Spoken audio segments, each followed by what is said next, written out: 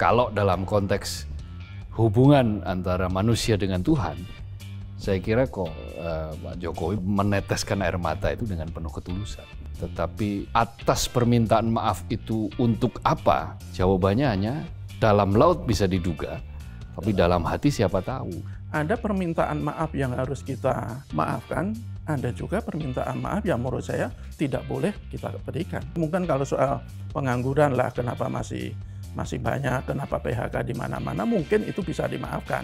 Tetapi kalau hal-hal yang mendasar misalnya, seperti soal demokrasi, seperti yang dikeluhkan atau ini oleh banyak kalangan, apakah itu boleh dimaafkan?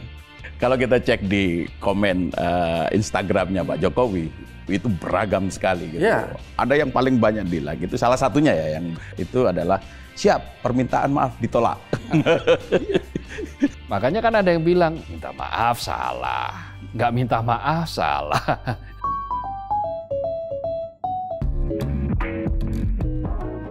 Halo Sobat Media Indonesia, salam sehat dan selalu semangat. Jumpa lagi bersama kami dalam program Ordal, obrolan mendalam bersama orang-orang dalam.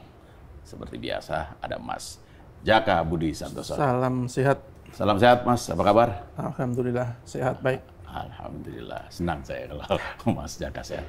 Mas Abdul Qahar. Mohon maaf, agak ngantuk saya. Jadi ya, mohon dimaafkan lah ya. Kan pasti kalau agak ngantuk ini kurang memuaskan nanti. Tidak semua bisa puas kalau senang. Makanya saya harus kan lagi udah mulai buka. Ngantuk, saya sudah minta maaf. Loh iya, Mas Qahar kan ini. tiap tahun nanti tiba-tiba saya kurang dengar pertanyaan kan gitu kan. Agak repot. Nanti saya jawabnya salah ya, mohon dimaafkan. Kalau ada ini tolong langsung dikoreksi kira-kira. Jadi kalau Mas Jaka kapan terakhir minta maaf ini? Sudah lama ya kan. Sudah lama nggak minta maaf. Ya, udah lama nggak minta maaf. Loh, lebaran nggak minta maaf? Ya paling lebaran, kalau lebaran kan rutin kan. Tiap tahun. Ini kok tiba-tiba dimulai dari minta maaf ini, Mas? Loh, karena pada, ini sudah memberikan kode. Pak Kohar nih yang tiba-tiba udah. soal maaf. Bukan, karena zamannya lagi ngetren minta maaf. Iya. Artinya kita bahas lah ya, Iya. soal permintaan maaf Pak Jokowi kemarin. Ketua Umum PBSI juga minta maaf. Iya, kemarin Ketua Umum atas PBSI. Prestasi yang jeblok dari bulu tangkis kita kan. Kemudian dia ya atas prestasi yang jeblok saya minta maaf kan gitu. Iya. Lalu Pak Presiden atas nama pemimpin negara, kepala pemerintahan, dan mewakili wakil presiden juga meminta maaf. Meminta maaf untuk apa? Apabila tidak bisa memuaskan semua kalangan. Iya. Dan agak tercekat gitu permintaan maafnya. Dan itu saya kira adalah permintaan maaf yang patut diapresiasi. Seorang pemimpin selalu begitu. Berarti bukan sama nih ya, permintaan maafnya tidak sama dengan permintaan maafnya Ketua Umum PBSI ya? Oh beda, Bukan beda karena konteks. prestasi yang jeblok. Ya barangkali ada agak bisa disamakan dalam beberapa hal, tapi tidak sama persis lah. Ini kan semacam kayak tradisi ya. Dulu Pak SBY ketika mau meninggalkan istana di 2014, itu juga meminta maaf. Yeah. Karena tidak bisa, ya tidak mungkin ada beberapa hal yang tidak mencapai target. Nah, itu meminta maaf. Nah, Pak Jokowi juga begitu. Karena tidak bisa memuaskan berbagai kalangan, maka ya Presiden meminta maaf. Lalu kemudian pro kontra kan muncul di kalangan masyarakat. Ada yang bilang bahwa seharusnya bukan minta maaf yang dilakukan ya bertobat. Ada yang bilang begitu. Ada yang bilang evaluasi itu jauh lebih penting untuk tidak melakukan hal-hal yang meleset lagi, yang salah lagi, itu jauh lebih penting daripada meminta maaf. Tetapi apapun kan dalam tradisi kita, meminta maaf itu kan sebuah tindakan yang kesatria, sebuah tindakan yang berani, sebuah tindakan yang ya katakanlah mengakui ada yang tidak mulus, karena itu harus minta maaf, wajar. Dan itulah yang kemudian dilakukan oleh Pak Jokowi. Nah, apakah setelah itu cukup atau tidak? Nah, cukup atau tidak juga tergantung dari mana kita Ya. Memandangnya kan begitu kan. Kalau memandangnya adalah dari banyak janji-janji, sekian janji-janji yang pernah dicanangkan, tentu ya pasti harus ditambahi dengan penjelasan itu. Permintaan maaf itu harus ditambahi dengan penjelasan. Mengapa kok seperti ini? Bahkan ada yang sangat keras mengatakan Sukidi pengamat pemikir kebinekaan, itu dulu ordal juga tuh dia, orang dalam juga itu, yang mengatakan bahwa sekarang itu kerusakannya sudah teramat sempurna. Karena itu permintaan maaf ya itu untuk sebuah kesalahan yang sudah sangat sempurna, maka dia tidak cukup. Nah itu versi Sukidi. Versi yang rakyat yang puas ya mungkin akan mengatakan lah gimana kan, mosok Pak Jokowi minta maaf salah, nggak minta maaf juga salah. Nah itu mungkin Mas Jaka ya, bisa jadi komentari. memang terbelah. Jadi betul, kalau misalnya rakyat yang puas dengan pemerintahan Pak Jokowi kan melihat bahwa permintaan Pak Jokowi ini adalah sikap seorang negarawan. Disampaikan dari hati yang paling dalam, kan seperti itu kan gitu. Tetapi bagi yang tidak mendukung Pak Jokowi, ini adalah bagian dari upaya Pak Jokowi menarik simpati. Kan selama ini kan kita tahulah bagaimana cara Pak Jokowi menarik simpati rakyat kan gitu. Tadi terkait dengan apa yang disampaikan Mas Kohar, untuk hal-hal yang tidak mulus dijalankan. Karena memang Pak Jokowi kan hanya meminta maaf, tidak menyebutkan kesalahan-kesalahan apa saja gitu. Padahal kan seharusnya itu disampaikan. Meskipun forum pada saat dia menyampaikan permintaan maaf itu adalah forum zikir dan doa kebangsaan.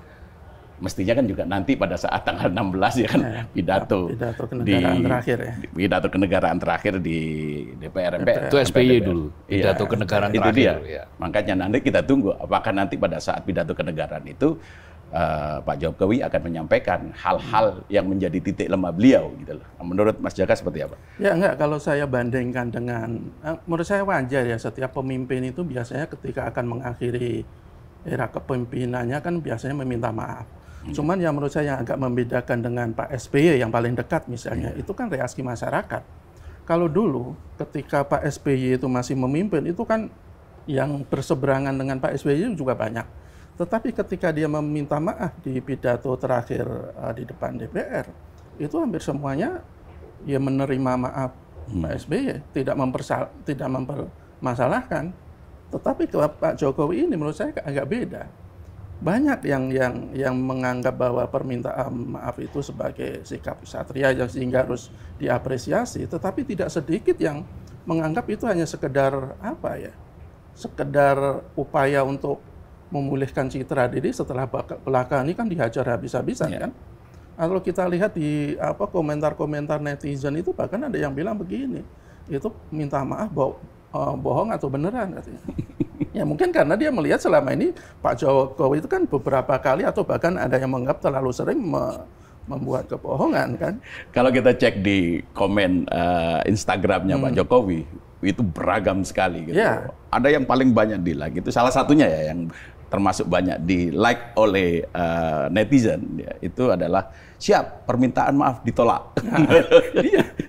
Jadi seperti itu. Jadi menurut saya gini, menunjukkan bahwa Pak Jokowi ini di satu sisi cukup banyak pendukungnya, tetapi di sisi lain juga tidak sedikit yang tidak mendukung atau yang kontra. Sehingga komentar itu sangat beragam, yang menolak permintaan maaf itu banyak, yang menerima juga tentu saja juga banyak. Ya tidak sedikit juga yang mengapresiasi. Tidak sedikit juga yang mengapresiasi. Jadi menurut saya yang jadi pertanyaan betul tadi, semestinya kan Pak Jokowi itu juga harus menjelaskan secara rinci kenapa dia meminta maaf. Kalau yang dia katakan kan cuma jika tidak memuaskan semua pihak.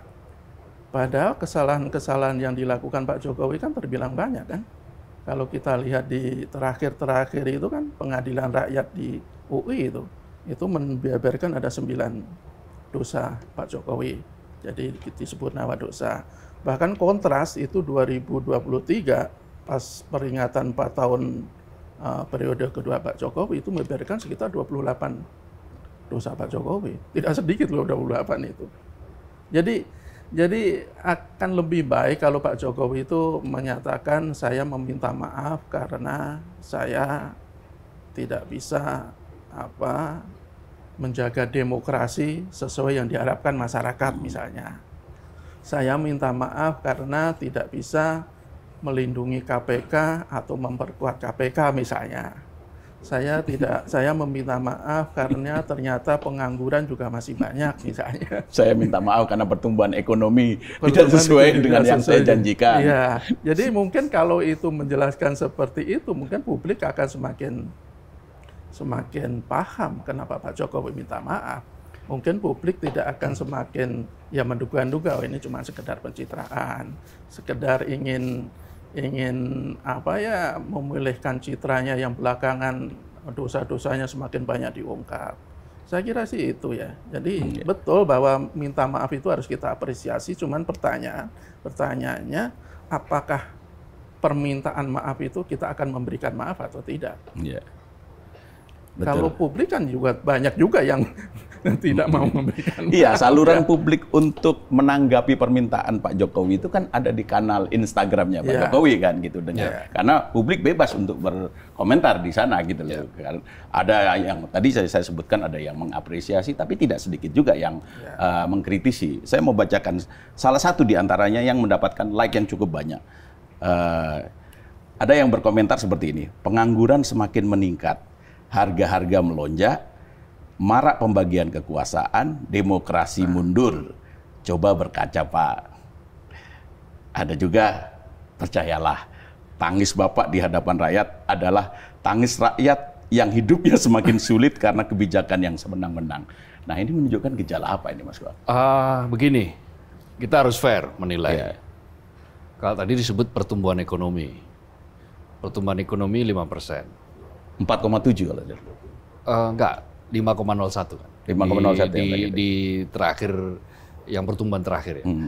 Kalau kita review 5 tahun terakhir, memang agak naik turun. Nah, kenapa itu terjadi?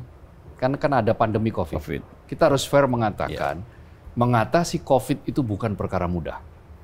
Ternyata banyak negara yang katakanlah berlarut-larut dalam menangani COVID. Indonesia itu termasuk cepat di dalam menangani COVID. Meskipun dampak dari pandemi COVID masih terasa sampai saat ini itu jelas. Tetapi jangan pula itu ditiadakan sebagai sebuah capaian. Nggak fair. Karena COVID ini force majeure. Kejadian luar biasa yang datang tiba-tiba. Hanya memang belakangan kan kemudian ketika situasi sebetulnya belum benar-benar pulih 100%, muncul peristiwa-peristiwa politik baru, peristiwa keinginan-keinginan baru, hal-hal baru yang membuat kelompok sipil ini kemudian bertanya-tanya, ini mau kemana Indonesia ini dibawa? Kok etika dilanggar? Kok hukum dibelokkan? Kok demokrasi dipukul mundur? Nah itu kan ukur-ukurannya. Nah, kalau misalnya dikatakan pengangguran semakin banyak, kalau data statistik sih tidak. Kalau kita bicara data, pengangguran, jumlah pengangguran itu kan dihitung dari mereka yang tidak bekerja sama sekali. Yang banyak itu yang setengah menganggur sebetulnya. 7 jutaan ya pengangguran itu ya? Pengangguran itu, kalau pengangguran angkanya di angka-angka 7 jutaan, bahwa meskipun itu masih banyak iya, tetapi orang yang bekerja juga banyak. Sayangnya mendapatkan pekerjaan formal itu yang susah. Yang paling mudah itu adalah pekerjaan informal. Semua ditopang di sektor sementara informal. Pekerjaan informal itu kan satu tidak terlindungi, dua dia tidak mendapatkan benefit-benefit lain-lain, tidak ada THR dan seterusnya. Ada hak-hak dari pekerja formal yang tidak didapat oleh pekerja yang informal. Nah, cilakanya ini yang paling banyak ini, pekerja informal ini. Lalu kemudian industrialisasi mengalami apa yang disebut dengan deindustrialisasi, sektor manufaktur makin turun, industri banyak yang tutup, PHK, banyak yang kepayahan, maka kemudian PHK melonjak kan, menjadi 101.000 angkanya 101.000 loh angka PHK itu. Januari sampai Juni ya. Ya, 32.000 itu kan yang terakhir aja. Ya. Nah, itu adalah angka yang sangat besar. Memang masih sama lah dengan semester yang sama di tahun lalu. Tetapi ini adalah sebuah gejala yang menunjukkan bahwa ternyata tidak banyak hal yang dilakukan oleh pemerintah untuk menangani ini. Sehingga jumlah PHK masih sangat banyak. Insentif tidak bisa dikeluarkan. Kenapa insentif tidak bisa dikeluarkan? Ya karena uangnya habis digunakan untuk bansos. Bansosnya keseringan. Nah yang dapat bansos masyarakat bawah, ya oke. Seneng masyarakat bawah. Masyarakat menengah yang nanggung-nanggung itu nggak dapat bansos dia. Padahal mereka juga makin kesulitan sekarang. Di ordal-ordal sebelumnya kan saya bilang, berdasarkan Mandiri Spending Index itu, kita ini kaum menengah, porsi penghasilan yang digunakan untuk menyicil utang itu meningkat. Ya. Porsi penghasilan yang digunakan untuk membeli bahan-bahan pokok itu meningkat. Akhirnya apa? Habis digunakan untuk membeli bahan-bahan makanan pokok dan untuk nyicil utang. Ya nggak sempat piknik lagi kayak sebelum-sebelumnya. Gongahwah yang dulu tuh, saya menulisnya di podium sebagai Gongahwah bermigrasi dari Gongahwah ke Gongahwah. Gongahwah yang pertama itu adalah golongan menengah agak mewah. Nah, Gongahwah yang kedua itu migrasi ya golongan menengah yang paling bawah gitu. Jadi ya sedikit lagi jatuh miskin. Nah, itu merupakan bagian dari yang tidak detail dipotret. Itu yang mestinya diakui. Itu yang mestinya disampaikan bahwa daya beli merosot, daya beli turun dan seterusnya. Harus diakui. Lalu hukum diindikasikan digunakan sebagai alat pemukul untuk lawan politik. Itu juga harus berani jujur diakui. Jangan mengatakan bahwa oh tidak selama ini, tapi faktanya dirasakan oleh sebagian.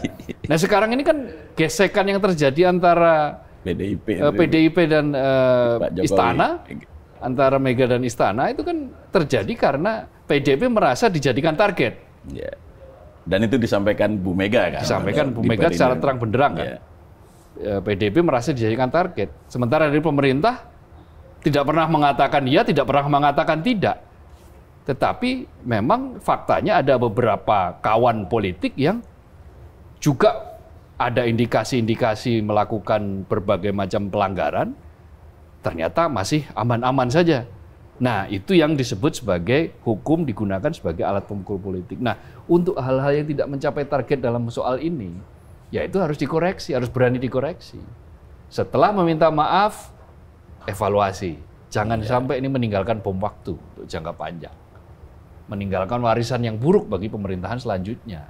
Nah, itu nggak baik. Itu beberapa hal yang menurut saya wajar apabila kemudian bingkai masyarakat atas permintaan maaf kali ini berbeda. Bahkan beberapa ini banyak yang sinis, ada yang menggambar pakai Pinocchio dan seterusnya dan seterusnya. Nah, itu beberapa hal yang sebetulnya saya sesalkan ya. Saya sesalkan karena apa? Karena sebetulnya Jokowi ini berangkat dari sebuah tesis orang baik. Ya. Dia menjadi orang baik memilih orang baik kan, orang ketika baik, itu kan memilih orang baik, kemudian orang biasa, orang baik. Tapi di akhir kekuasaannya sebagian analis menyebut bahwa tesis orang baik itu ternyata tidak benar adanya karena beberapa langkahnya justru adalah langkah yang tidak baik. Ya dianggap merusak demokrasi, ada yang menyebut tidak mementingkan etika, kemudian menggunakan hukum sebagai alat pemukul, lawan politik dan seterusnya. Itu kan catatan-catatan yang harus fair juga disampaikan, harus dikritisi juga. Selain tentu saja ya beberapa proyek-proyek ekonomi yang sebetulnya terlalu ambisius. Memang tujuannya baik, Ya, infrastruktur jalan saya kira adalah proyek yang harus, karena kita sudah ketinggalan dalam soal konektivitas. Nah, ketika Jokowi memulai itu dengan konektivitas, membangun perbatasan, itu adalah hal-hal baik yang juga harus kita apresiasi. Itu fair, kita nilai baik. IKN tujuannya baik, tetapi ketika dia dipaksakan harus segera selesai tahun ini dan faktanya akan susah selesai setahun ini, yang menjadi tidak baik kalau tetap dipaksakan. Untungnya itu tidak dipaksakan. Buktinya apa? Kepres pemindahan ibu kota kan belum diteken. Yeah. Ini kan berarti sudah mulai ada evaluasi, sudah mulai ada sedikit pengakuan, terbuka lah. Tidur tidak nyenyak, bandara belum bisa dijanjikan untuk operasional ya. Sehingga mereka masih kesulitan. Sebagian peserta upacara nanti tidak semuanya bisa ditampung di tower-tower di IKN. Ada yang berangkat dari Balikpapan. Nah, jadi beberapa hal yang terbuka itu patut untuk diakui. Kejujuran itu penting. Kejujuran itu akan dinilai. Kejujuran itu akan punya makna yang dalam di mata masyarakat. Katakanlah misalnya, oke, saya membuat sejumlah kesalahan, karena itu saya minta maaf untuk beberapa kesalahan saya. Dan saya akan memberikan catatan atas berbagai kesalahan saya untuk bisa dievaluasi oleh Pak Prabowo nantinya, misalnya begitu. Itu akan sangat-sangat sangat indah, sangat bagus. Gitu. Ya, tapi kalau kita perhatikan ya, akhir-akhir ini ya, menjelang lengser ini, Pak Jokowi kan terasa sekali ingin memperlihatkan legasi beliau kan. Banyak hal yang beliau lakukan, terutama di soal IKN kan. Makanya beberapa waktu lalu beliau kan mengajak puluhan artis dan influencer kan. Bahkan ini ada rencana juga kan, ada 500 relawan yang akan berangkat ke IKN. Ini menunjukkan wartawan juga diajak. Wartawan diajak, iya betul memang. Tapi saya diundang, tapi kebetulan pas di tanggal undangan saya itu saya ke Sulawesi, jadi nggak bisa ikut nanti itu. Iya, baru akan diundang. Iya. Besok. Nah, saya lanjutkan. Apa yang diinginkan oleh Pak Jokowi dengan mengajak influencer, nanti akan ada relawan juga, wartawan gitu kan? Ya, kalau menurut saya ini agak menunjukkan begini. Kalau menurut saya akan lebih bagus kalau umpamanya Pak Jokowi itu betul-betul mengatakan pembangunan IKN masih banyak terkendala. Tadi Mas Kohar juga bilang, umpamanya kan sudah memberikan pengakuan tuh, bandara jalan tol juga belum bisa dilalui, jadi nanti masih ada kendala-kendala yang mesti dilakukan.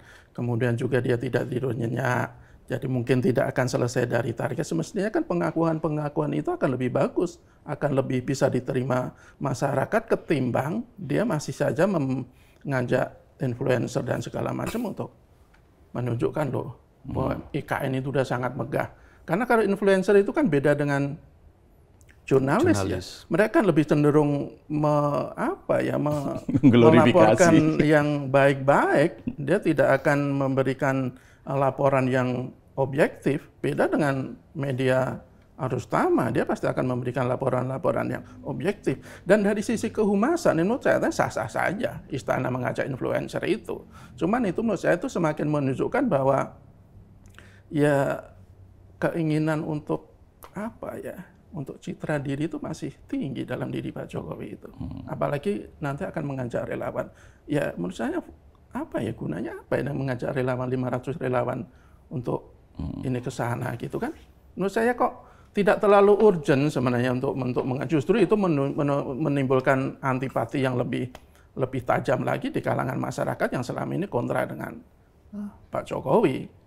Jadi di satu sisi dia sudah meminta maaf, tetapi di sisi lain dia masih melakukan hal-hal yang selama ini juga tidak disukai oleh sebagian rakyat.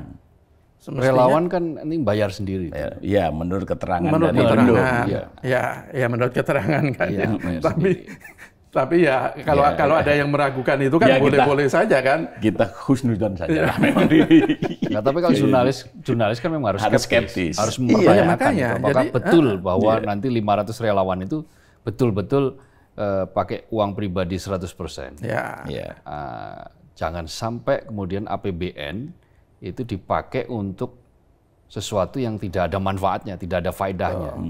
Ya, mendatangkan relawan 500 itu kan hanya untuk pengakuan gitu. Makanya apalagi kemarin tuh yang beredar viral itu kan, salah satu influencer papan atas itu membagikan makan malam dengan menu yang cukup mewah kan.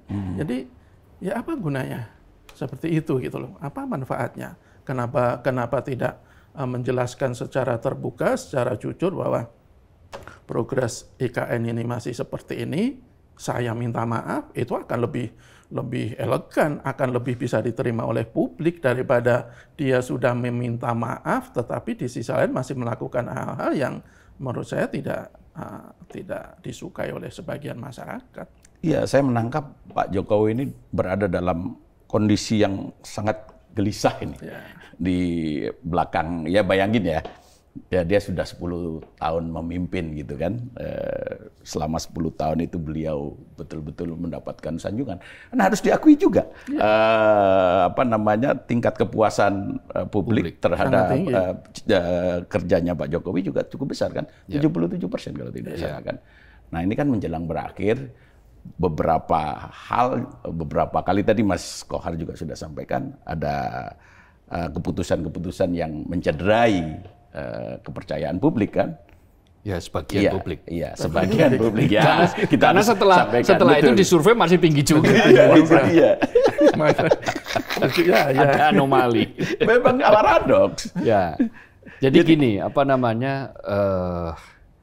situasi saat ini adalah apa yang pernah ditulis oleh seorang pengamat politik UNER. Dia menulis di sebuah media di Australia. Dia menulis ini sudah lama, 2000 berapa lupa saya. Tapi dia menulis tentang new despotism.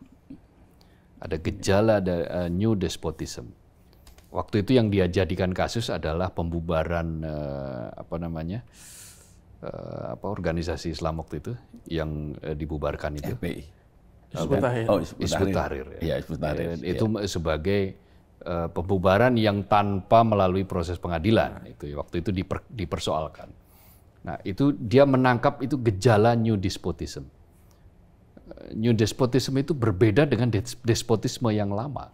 Kalau despotisme yang lama itu kekuasaan yang sangat despotik itu ditunjukkan dengan sangat telanjang, dengan sangat jelas.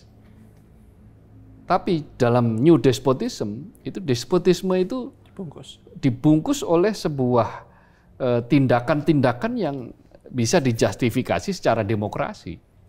Termasuk kemudian kemampuan dalam menyihir publik untuk menjustifikasi bahwa tingkah laku atau perbuatan atau keputusan yang dibuat itu benar.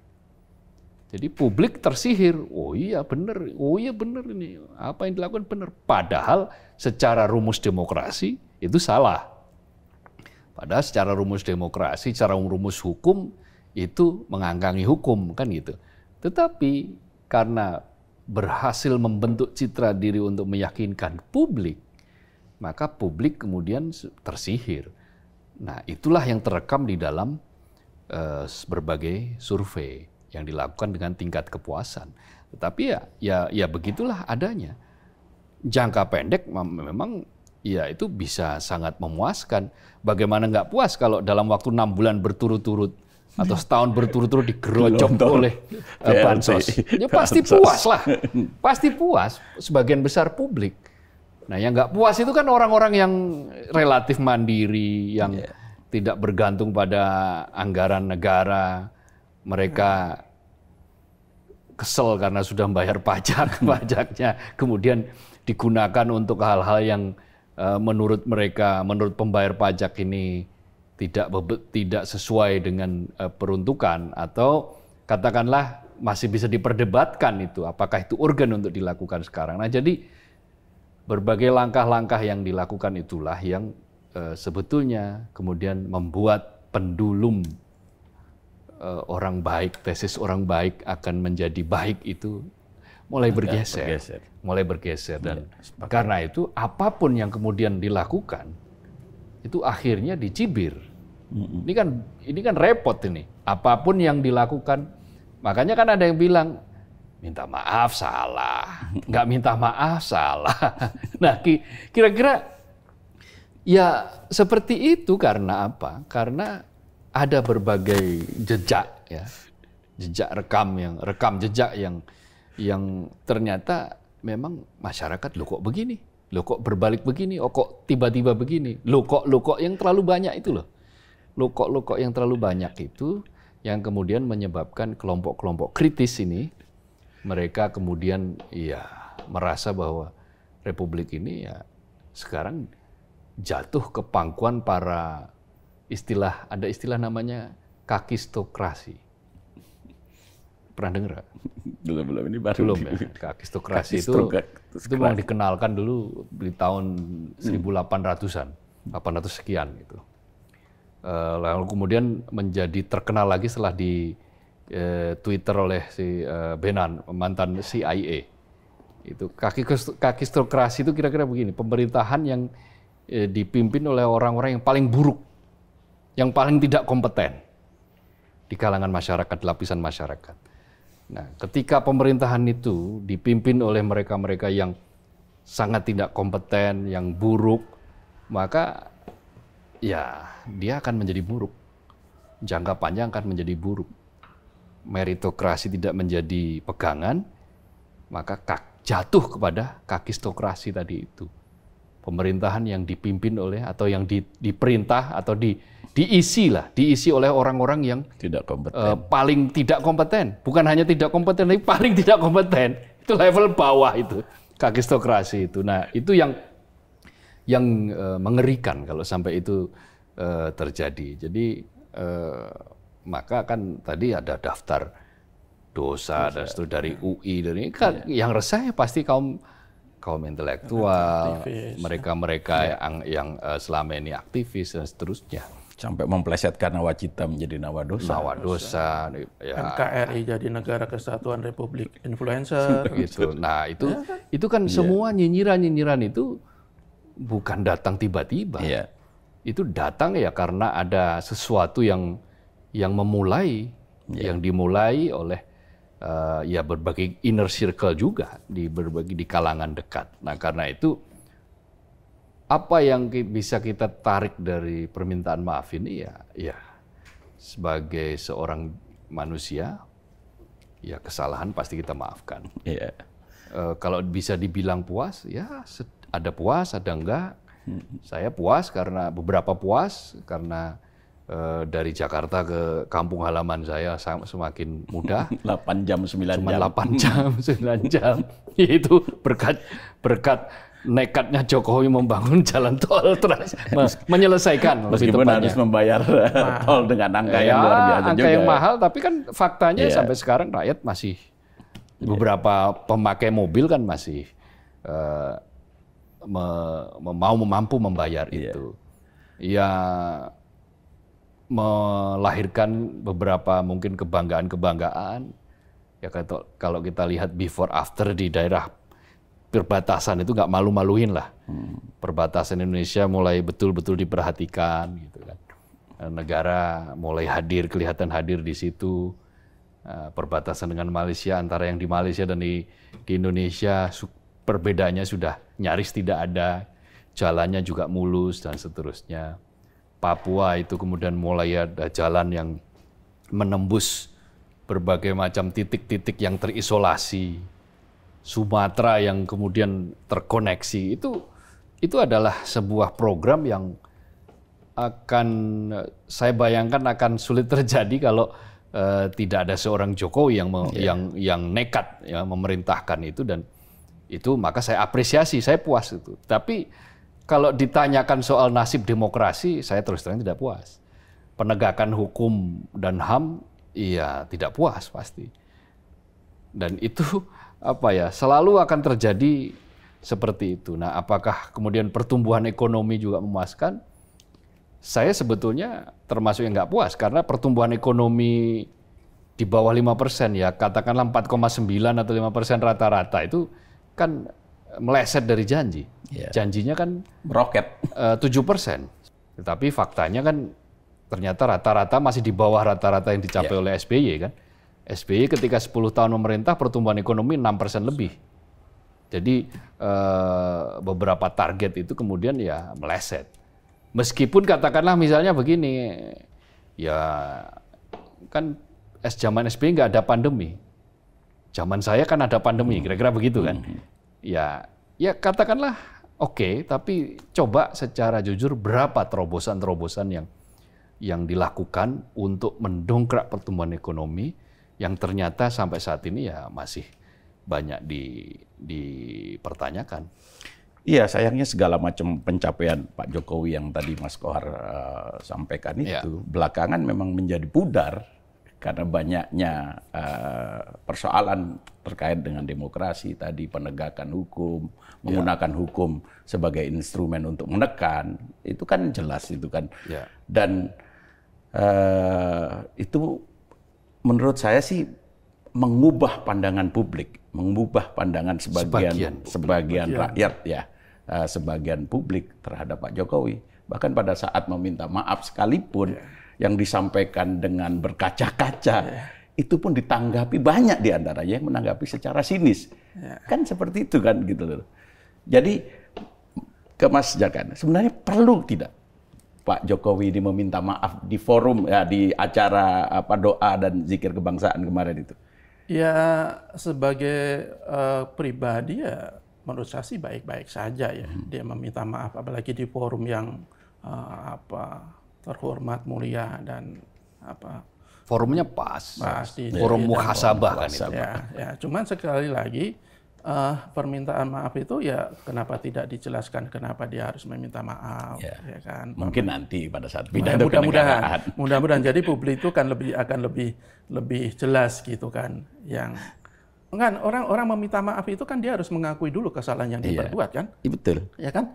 Jadi kalau dia mengakui umpamanya dalam sisi pembangunan hukum dia masih buruk, dia akui, kemudian dia minta maaf. Dalam pembangunan demokrasi buruk dia akui, dia minta maaf, mungkin publik akan lebih sebagian publik lah akan lebih terbuka untuk menerima maaf itu. Nambah utang. Ya meskipun kalau saya begini, ada permintaan maaf yang harus kita maafkan, ada juga permintaan maaf yang menurut saya tidak boleh kita berikan. Salah satunya untuk kasus Pak Jokowi, mungkin kalau soal pengangguran lah, kenapa masih banyak, kenapa PHK di mana-mana, mungkin itu bisa dimaafkan. Tetapi kalau hal-hal yang mendasar misalnya seperti soal demokrasi, seperti yang dikeluhkan atau ini oleh banyak kalangan, apakah itu boleh dimaafkan? Padahal itu sangat mendasar. Ketika seorang pemimpin tertinggi yang harusnya menjaga demokrasi, merawat demokrasi, justru paling tidak membiarkan demokrasi itu sakit dan bahkan nyaris mati, apakah itu boleh dimaafkan? Apakah itu cukup hanya diselesaikan dengan kata maaf? Apakah ketika seorang pemimpin tertinggi itu yang seharusnya dengan punya kekuasaan yang begitu luar biasa bisa memperkuat KPK, tetapi malah justru paling tidak membiarkan KPK itu nyaris tidak punya gigi lagi, apakah itu boleh dimaafkan? Karena dampaknya kan akan sangat luar biasa.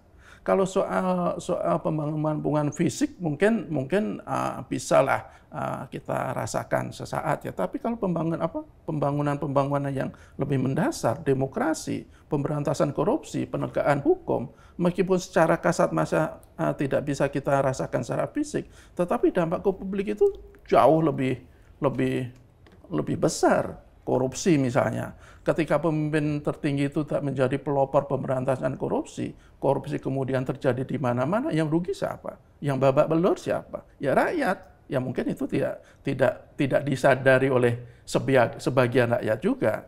Ketika demokrasi itu babak belur, ketika KKN, korupsi, nepotisme dan kolusi itu makin subur, yang rugi siapa? Ya rakyat. ujung-ujungnya rakyat. Dan kerugian itu menurut saya jauh lebih besar. Tidak hanya secara jangka pendek, tapi akan jangka panjang itu sangat merugikan. Apakah itu harus dimaafkan? Apakah itu harus cukup dengan minta maaf? Kalau saya kok sepakat dengan beberapa aktivis, kita tidak boleh dengan mudahnya memaafkan hal-hal yang seperti itu. Karena kalau kesalahan-kesalahan yang luar biasa dimaafkan begitu saja, itu akan menjadi presiden buruk untuk kemudian hari. Mungkin kita bisa menganalogikan meskipun nggak ini. Kalau dalam agama itu kan ada 7 dosa besar ya, yang tidak bukan dosa besar, 7 dosa yang tidak bisa diampuni. Umpamanya syirik, kemudian sihir, kemudian membunuh dengan alasan dendam, iri, dengki, atau dengan alasan-alasan yang dilarang dalam agama. Kemudian juga memakan riba, memakan harta anak yatim, terus menuduh perempuan yang terhormat itu berzina.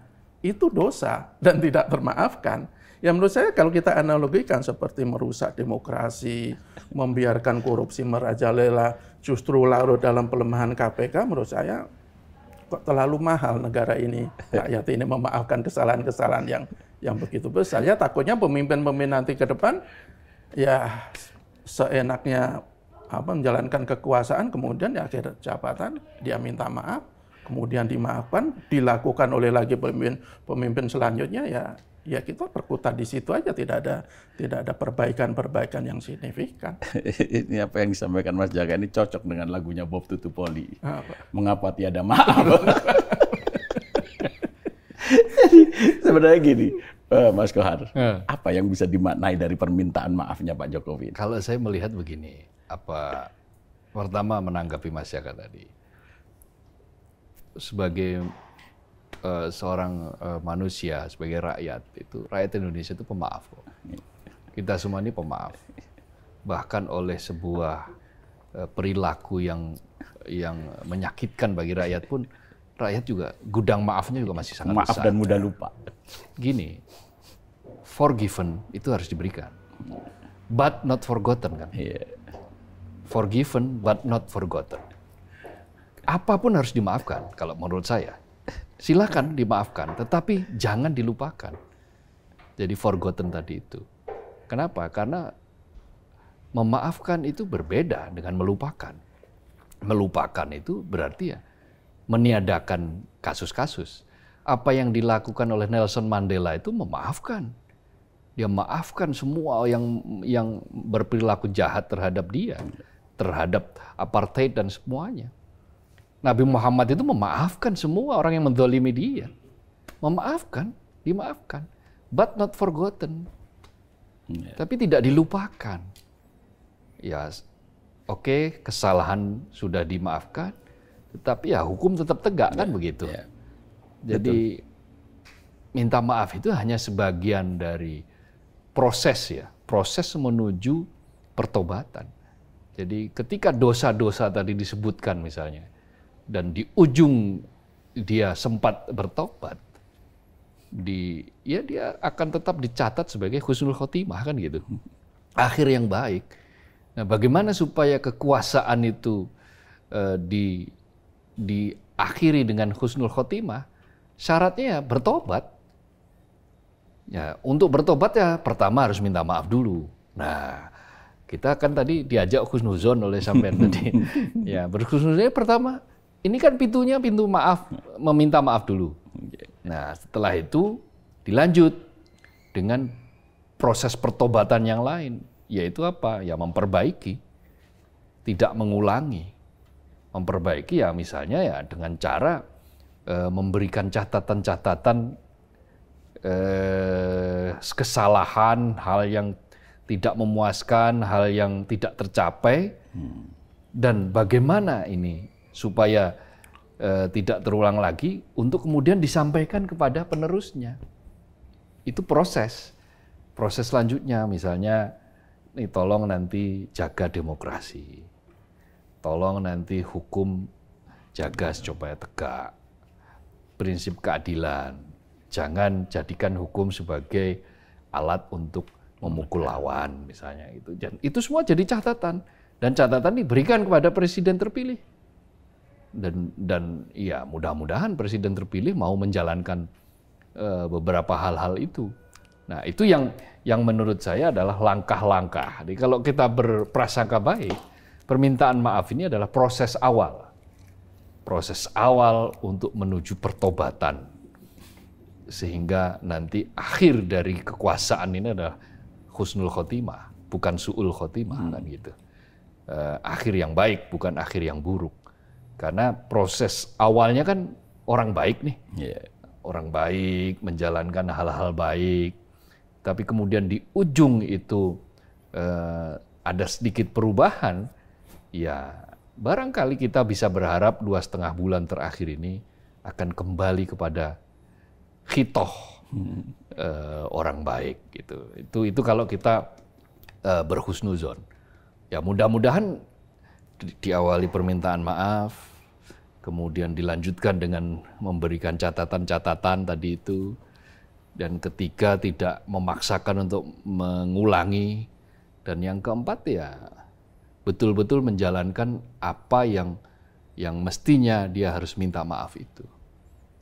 Ya tidak mengulangi, tidak menjalankan hal-hal yang sama yang mencederai ya berbagai kalangan lah. Tidak semua memang, tetapi berbagai kalangan. Saya kira itu menjadi sebuah catatan pokok yang hari ini perlu menurut saya kita sampaikan. Ya, karena pemimpin itu harus punya kemampuan dan kesabaran untuk mendengar. Kalau pemimpin itu tidak mau mendengar, maka dia akan salah jalan. Pemimpin, apalagi yang pemimpin itu dijunjung teramat tinggi, dan kemudian kesalahannya ditutupi oleh orang sehingga tidak tampak kesalahan itu, maka ada potensi dia akan menderita nanti kalau sudah tidak memimpin. Menderita ya mungkin gelisah, kenapa kok saya dulu tidak diingatkan, kenapa kok saya dulu, seperti itulah, dan seterusnya. Maka ya supaya dinamikanya sekarang ini bergulir terus, bagus, ya kita maknai permohonan maaf ini sebagai pintu pembuka untuk taubatan nasuha. Gitu. Mas Jaka, sebenarnya ada nggak peristiwa-peristiwa tertentu nih yang mendorong Pak Jokowi ini untuk menyampaikan permintaan maaf? Saya tidak tahu ya, cuman kalau kita menduga-duga itu kan mungkin akhir-akhir ini kan begitu banyak pihak yang mengungkit-ungkit lagi, memaparkan lagi, menjabarkan lagi dosa-dosa dia sebagai kepala negara, sebagai kepala pemerintahan, bukan dia sebagai yang lain. Jadi mungkin ini yang dilakukan Pak Jokowi, sehingga ya mudah-mudahan saya berharap karena atas kesadaran penuh dari dia bahwa setelah banyak yang mengungkit kesalahan itu, oh ya saya selama ini punya salah, ya saya minta maaf. Mudah-mudahan itu. Tetapi kalau ada kemudian yang bilang ya gara-gara itu tuh dia minta maaf agar citranya itu tetap baik, citranya sebagai orang baik itu tetap terpelihara, citranya sebagai orang yang penuh kesederhanaan, penuh rendah hati itu tetap tertanam di sebagian masyarakat Indonesia, ya kalau alasannya seperti itu ya berarti tidak tulus. Ya mudah-mudahan tidak seperti itu. Mudah-mudahan Pak Jokowi itu tuh benar-benar tulus menyampaikan permintaan maaf. Tetapi permintaan maaf yang tulus itu kan sebenarnya kan harus dibuktikan dengan kata-kata. Tidak hanya sekedar lisan minta maaf, tetapi secara perbuatan dan tindakan diduga masih melakukan kesalahan-kesalahan yang selama ini dikeluhkan oleh masyarakat. Mungkin akan lebih bagus begini, Pak Jokowi dia minta maaf, kemudian membuktikan bahwa kesalahan yang selama ini dilakukan, termasuk umpamanya soal KPK misalnya. Kalau umpamanya dia dalam waktu dekat, dia membuat perpu misalnya. Perpu bahwa undang-undang KPK itu kembali ke undang-undang yang lama. Itu mungkin para aktivis itu akan memaafkan. Apabila mungkin Pak Jokowi itu dengan tegas melarang anaknya yang bungsu, Kaisang, untuk tidak jadi nyalon kepala daerah dimanapun itu, mungkin publik akan menganggap, oh permintaan maaf Pak Jokowi itu benar-benar tulus. Kalau Gibran udah kelewatan lah. Ya kalau Pak Gibran kan sudah terjadi, nggak mungkin dong. Ya kita ikhlaskan. Jadi menurut saya seperti itu. Pak Jokowi harus betul-betul menunjukkan permintaan maafnya itu dengan perbuatan dan tindakan yang nyata. Jangan justru melakukan tindakan-tindakan lagi yang sekali lagi oleh sebagian masyarakat itu dianggap sebagai kesalahan-kesalahan yang selama ini dia lakukan. Kalau seperti itu ya, kalau benar kita secara pribadi sebagai manusia kita meminta maaf itu harus kita hargai, kita apresiasi. Sekali lagi ini bicara soal bangsa dan negara, bukan soal bicara soal pribadi. Sekali lagi kalau dasar-dasar kita dalam bernegara berbangsa itu diacak-acak ya menurut saya, bukannya kita tidak mau memaafkan, tetapi menurut saya kok setuju itu tidak boleh dimaafkan. Ketika seorang presiden itu mengacak-acak KPK, mengacak-acak hukum, mengacak-acak demokrasi, ya menurut saya tidak boleh dimaafkan. Itu kan akan menjadi presiden yang tidak baik bagi pemimpin-pemimpin berikutnya. Apalagi kalau kita lihat ciri atau karakter bangsa kita kan mudah lupa. Ya kan? Mudah melupakan kesalahan-kesalahan besar, hingga kesalahan-kesalahan besar itu akan terulang dan terus terulang. Dan itu menurut saya tidak bagus.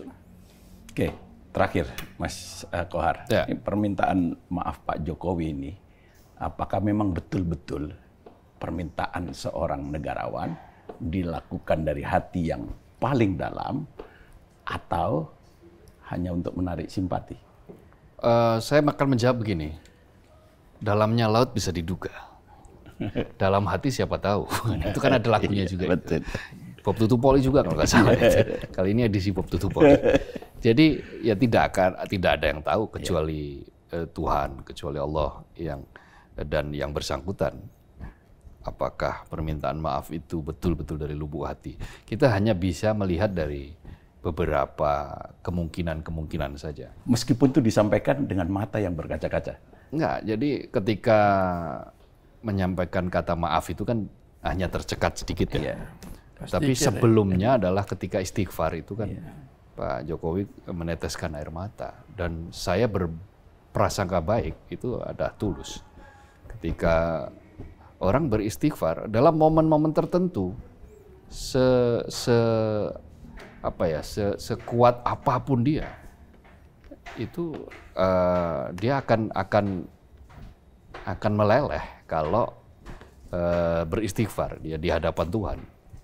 Dan ya apalagi kita tahu Jokowi ini kan orang yang sangat taat beribadah kan, puasa kenceng, beribadah juga, sholat juga tidak bolong-bolong, katakanlah seperti itu. Misalnya pertemuan begini, masuk waktu sholat, dia sholat dulu, dia minggir dulu, sholat dulu, dan itu firm, itu terjadi. Jadi kalau dalam konteks hubungan antara manusia dengan Tuhan, saya kira kok Pak Jokowi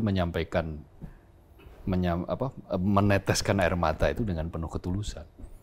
Tetapi atas permintaan maaf itu untuk apa? Ya itu tadi jawabannya hanya dalam laut bisa diduga, tapi dalam hati siapa tahu, kan gitu. Ya, tinggi gunung 1000 janji itu kan lagunya kan begitu. Tinggi gunung 1000 janji. Ya itu lagunya Bob Tutupoli itu.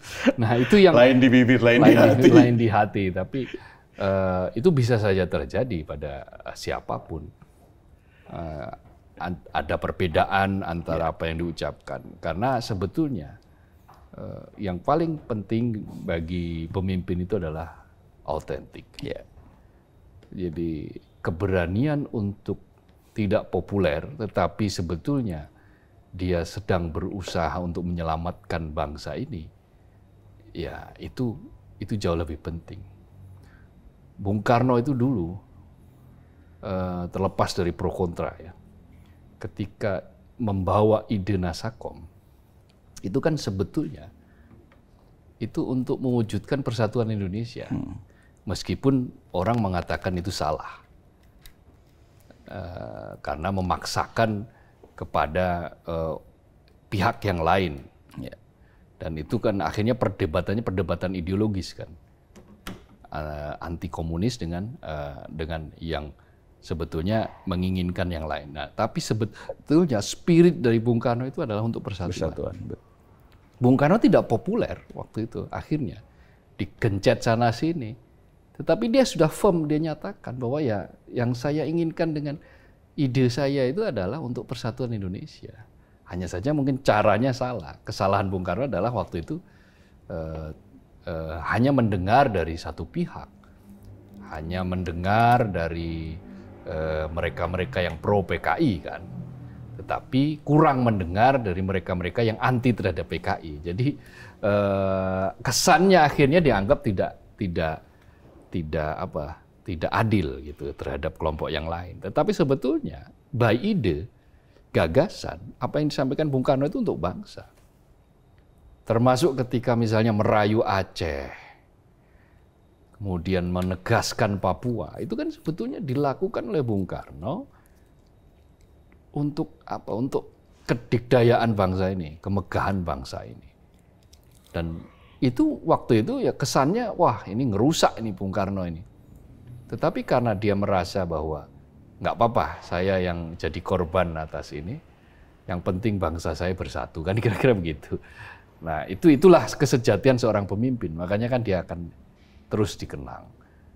Nah kalau dari pemimpin yang lainnya kita tahu lah misalnya. Saya mungkin orang yang pernah menjadi korban Presiden Soeharto ketika Orde Baru. Tetapi ketika saya ditanya apakah saya memaafkan Soeharto, ya saya maafkan Soeharto, tapi saya tidak akan pernah melupakan apa yang dilakukan oleh Soeharto terhadap saya, terhadap aktivitas saya, terhadap keluarga saya. Nah, beberapa hal itu kan yang saya katakan tadi beda antara memaafkan dengan melupakan. Forgiven but not forgotten. Jadi kita memaafkan tapi tidak melupakan itu. Mungkin ya Mas Jaka terlalu terinspirasi sama Metallica. Iya, unforgiven. Jadi ada juga unforgettable. Unforgettable. Itu nggak bisa dilupakan kalau itu. Banyak ada yang mau ditambahin? Saya kira sih cukup ya. Cuman ya secara pribadi saya bilang ya memaafkan itu sebuah sikap yang mulia. Dan secara pribadi kita memaafkan. Cuman secara bangsa dan negara kok harus kita tegaskan bahwa kesalahan yang sangat besar yang kadar dosanya itu terlalu tinggi kok ya menurut saya kok tidak boleh dimaafkan dan harus ada pertanggungjawaban. Yang jadi persoalan adalah sejak ada reformasi ini kan presiden itu kan susah untuk kita meminta pertanggungjawaban presiden kan. Kalau dulu jelas ketika masih ada MPR, ada laporan pertanggungjawaban di situ ditolak atau diterima. Tapi kalau sekarang kan tidak. Jadi kalau kita dengan mudah memaafkan sebuah kesalahan yang luar biasa besar, saya takutnya kok negara ini dari sekarang sampai nanti akan berkutat di situ. Ya kalau pemimpinnya bagus. Kalau pemimpinnya itu kurang bagus, melakukan kesalahan-kesalahan mendasar. Ada mekanismenya. Kemudian di akhir cukup dimaafkan, sementara mekanisme itu tidak jalan. Seperti yang periode Jokowi ini kan mekanisme kan tidak jalan. Ada proses pemakzulan. Iya kan sama sekali kalau tidak. Kalau melanggar undang-undang iya, tapi kan tidak pernah dijalankan oleh partai-partai politik kan. Iya kan, karena itu berarti saking kuatnya Pak Jokowi, saking puasnya rakyat. Itu yang kita khawatirkan, ada tipe-tipe pemimpin yang seperti itu lagi ke depan. Ya nanti cuma selesai dengan kata maaf, sementara kerusakannya sudah terlalu besar. Saya kira itu aja. Secara pribadi kita ya orang minta maaf lah Pak Jokowi sudah minta maaf. Siapa sih orang yang tidak pernah berbuat salah? Ya kita maafkan. Cuman ya secara sebagai sebuah kepala negara kok ada hal-hal yang sulit untuk boleh diberikan maaf. Jadi maaf ya, kita berbeda sedikit lah. Ya, sedikit berbeda ini soal ini. Tapi yang pasti meskipun berbeda, yang penting saya mau melanjutkan tadi lagunya Bob Tutupoli. Udah ketemu. Memang lidah tak bertulang. Bekas kata-kata. Tinggi gunung 1000 janji. Lain di bibir, lain di hati. Baik ya Sobat Video Indonesia. Demikian perbincangan kami. Semoga bermanfaat. Salam sehat.